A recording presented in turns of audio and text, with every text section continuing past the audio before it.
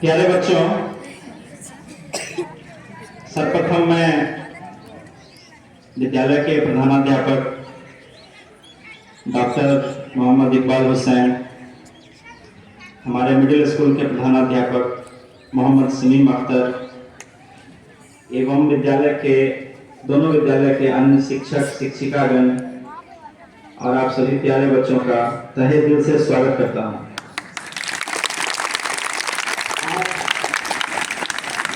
26 नवंबर है और मद्य निषेध उत्पाद एवं निबंधन विभाग के तत्वावधान में 26 नवंबर को नशा मुक्ति दिवस मनाया जाता है। इसका उद्देश्य मद्य निषेध नीति के प्रभावी कार्यान्वयन और नशीले पदार्थों के दुष्प्रभावों के प्रति जागरूकता फैलाना है। अब ये दिवस मनाया क्यों जाता है? अगर सरकार ने सोचा कि हम ये नशा मुक्ति दिवस मनाएं तो जरूर इसके पीछे कुछ वजहें रही होंगी। अब उन वजहों के समझने के लिए हमें बहुत सारे पहलुओं पे ध्यान देना होगा।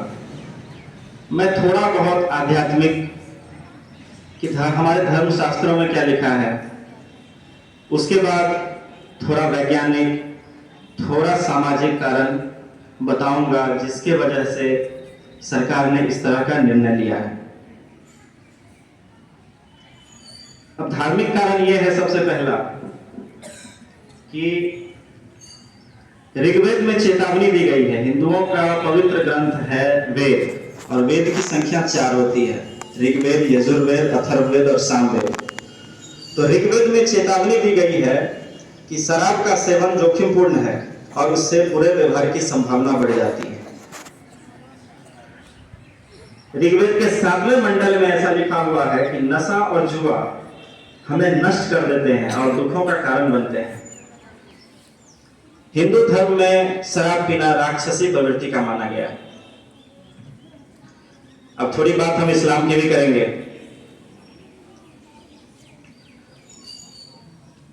कुरान शरीफ जो है इस्लाम का सबसे पवित्र ग्रंथ, उसमें हालांकि मुझे बहुत कुरान का नॉलेज नहीं है, मैं अल्प ज्ञानी हूं। अगर मैं कुछ गलत बोल दूंगा तो आप लोग माफ कर दीजिए, पहले माफ कर दीजिए हमको, तब हम बोलेंगे। कुरान की सूर अल माइदा 5वां सूरा और 90 आयत कहता है स्पष्ट रूप से कि नशा, जिसमें शराब भी शामिल है, जुआ को शैतान की नापाक हरकतें बताती है और इनसे बचने का आदेश देती है ताकि लोग सफल हो सकें।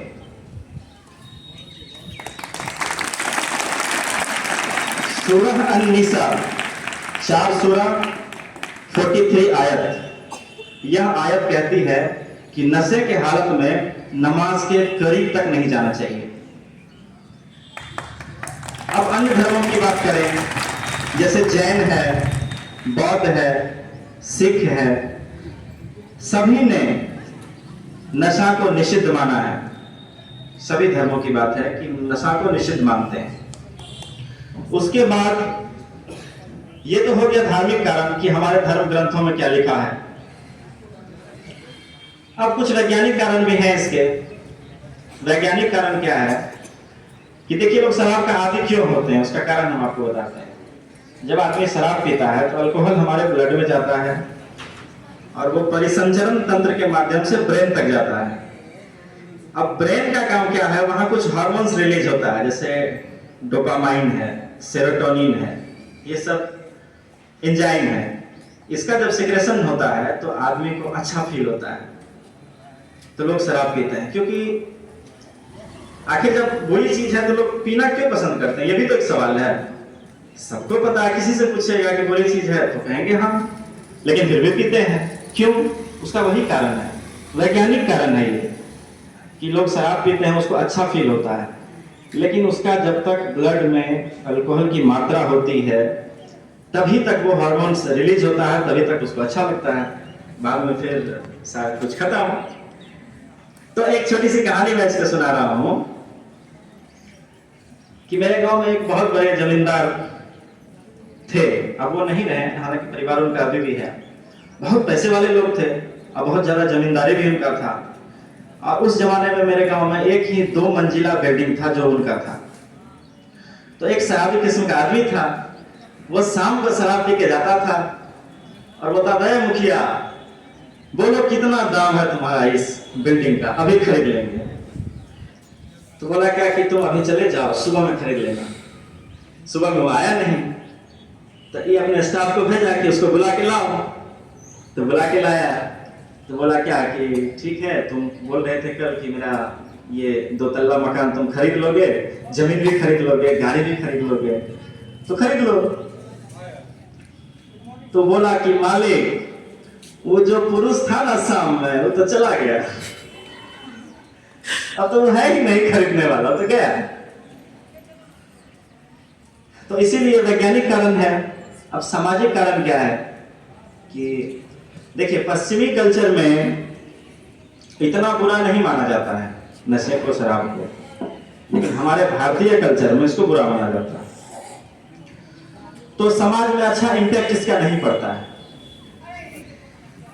तो यही सब कारण है जिसके वजह से बिहार सरकार ने 1 अप्रैल 2016 को